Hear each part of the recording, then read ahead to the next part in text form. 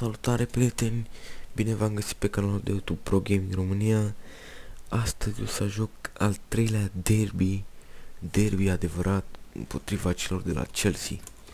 Trebuie să schimb echipa, deci la Baleta îl bag pe Richards, aici le scot, îl las pe el, Company nu umblu și Cli nu umblu, iar Ture aici îl băgăm pe Fernandinho, aici pe Nava, David Silva și îl las pe Rodwell pentru că a făcut un meci bun. Zeco îl schimbăm cu Aguero, iar aici l-aș băga pe Negredo.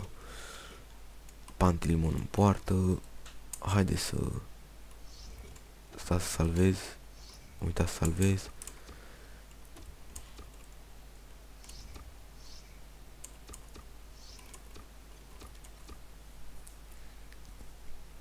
Meci tare.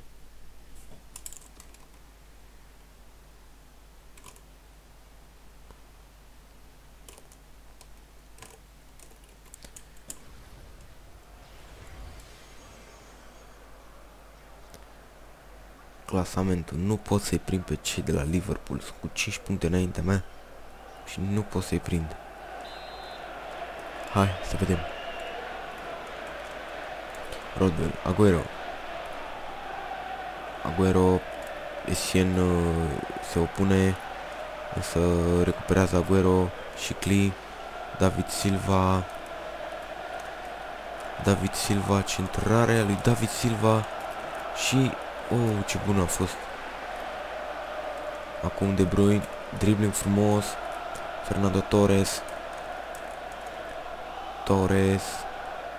încearcă să-l blocheze Rodwell, însă nu o poate face.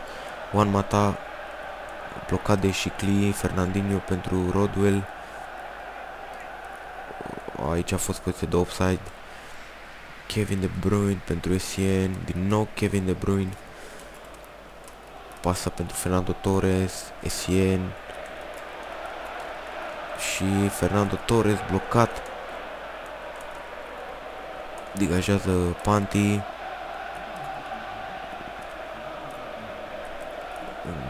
S-au încurcat jucătorii acolo între ei. Acum Mata pentru Tomaș Kalaș. Fernando Torres. Nava este blocat de Essien. Torres este blocat de Lescott și să vedem acum pasă pentru Aguero, șuta lui Aguero, gol! Manchester City 1-0 minutul 18. 6 goluri în toate competițiile are Aguero marcate până acum. A trecut foarte simplu acolo de Cahill, cred că era, sau Terry, cred că Terry.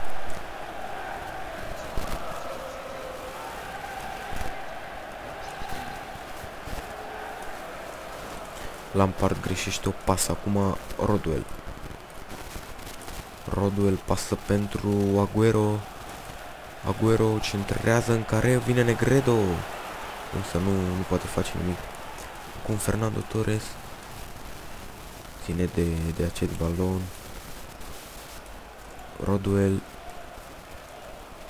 nu poate ține de minge. Acum Fernando Torres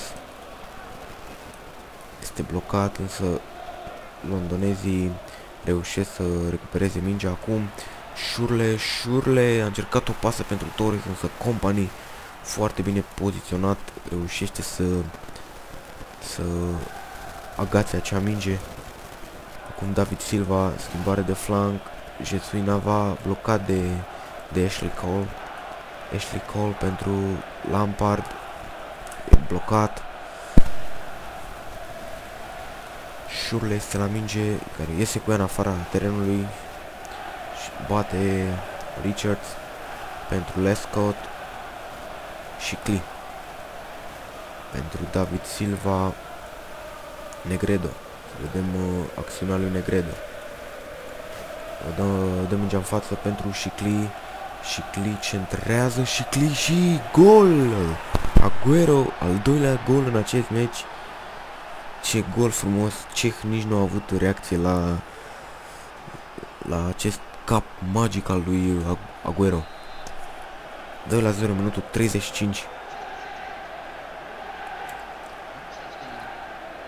Dacă e să ne aducem aminte de meciul, de ultimul meci al lui City cu Norwich, când m-am chinuit sincer să-i bat, să aduc să egalez meciul, nu știu cum să spun. Și acum aici este prea simplu. Acum o pasă pentru David Silva, însă a fost offside. Mi s-a încurcat puțin limba în gură.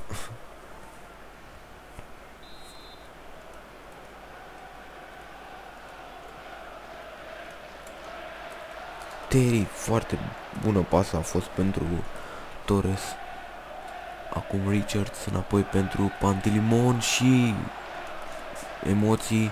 Vedem acum pe Essien pentru Fernando Torres. Foarte bine Panti. A făcut o greșeală, însă și-a șters păcatul. Lescott acolo a trecut pur și simplu, n-a avut absolut nicio reacție. Oh.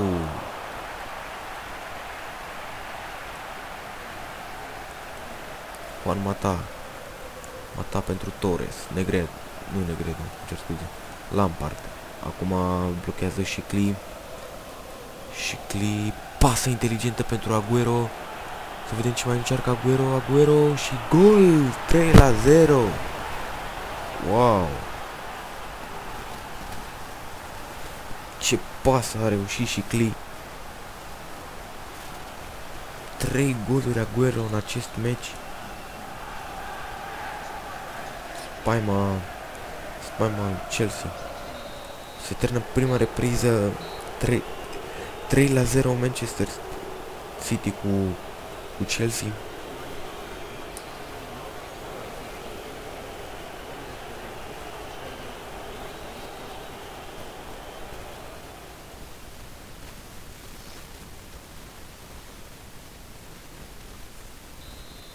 Am revenit cu a doua repriză. Continuare, scorul este de 3-0 pentru Manchester City după hat-trick-ul lui Aguero. Acum Nava este blocat. Încearcă să recupereze, o face din fața lui Lampard. Nava, centrarea lui Nava, gol! Aguero, al 4-lea gol în acest meci. Wow! Imediat după pauză. Ce centrare! Nava, Ceh nu a mai avut ce să facă la această fază. Lampard este vinovatul acestei faze pentru că a greșit, a fost deposedat. 4-0.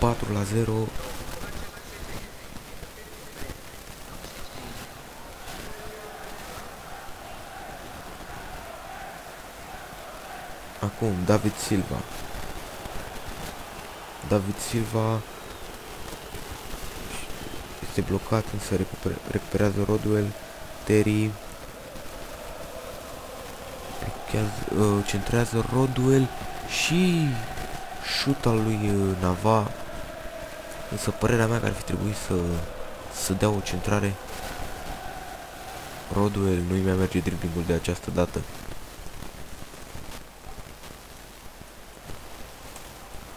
Aguero, pasă foarte bună.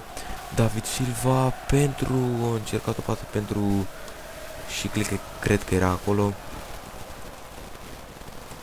Rodwell era Rodwell. Ia, este autogol. Nu, este corner. Vedem încă o dată faza.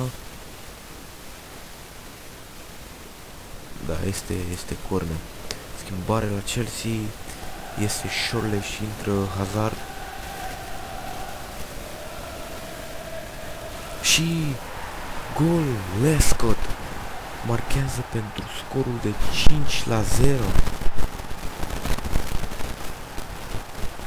Wow!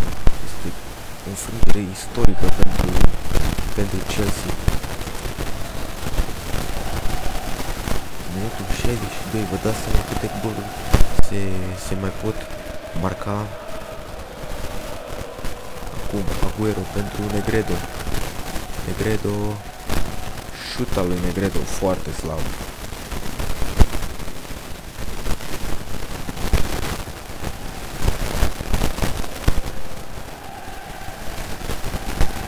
No duel, prinde ceh și de la distanță.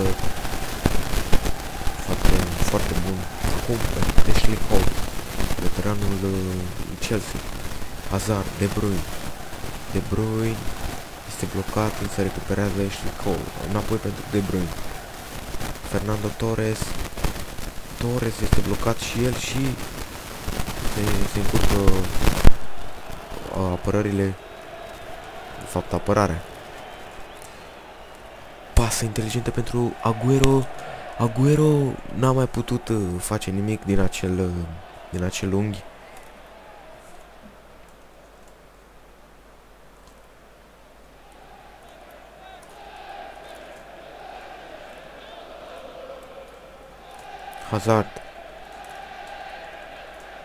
Hazard pentru Fernando Torres.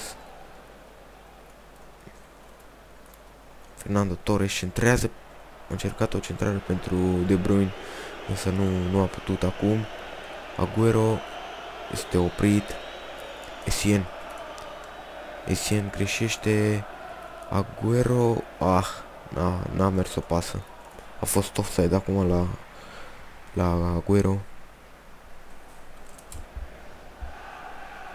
Schimbare, va ieși capitanul Terry. Să vedem cine va fi cel care îl va înlocui. David Luiz.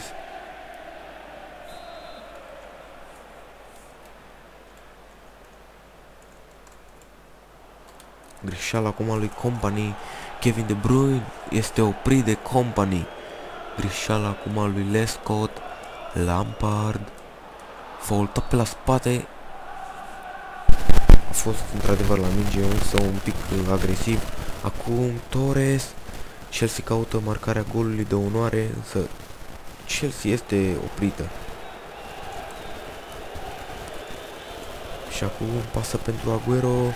David Luiz nu-l poate opri pe Agüero, ba da, îl oprește până la urmă. David Luiz este un jucător foarte bun, atât în realitate cât și în FIFA.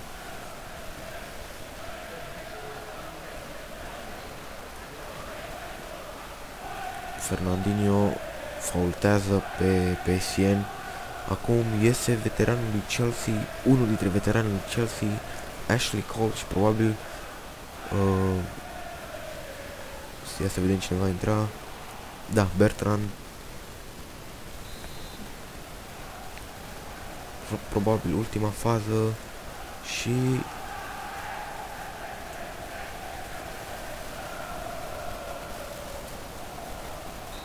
se termină meciul. Chelsea este învinsă pe teren propriu cu 5-0 de către rivala Manchester City. 4 goluri ale lui Agüero și un gol al lui Lescott. Vă mulțumesc pentru vizionare, sper că v-a plăcut acest video, dați like, abonați-vă și dați și la alți prieteni. Mersi!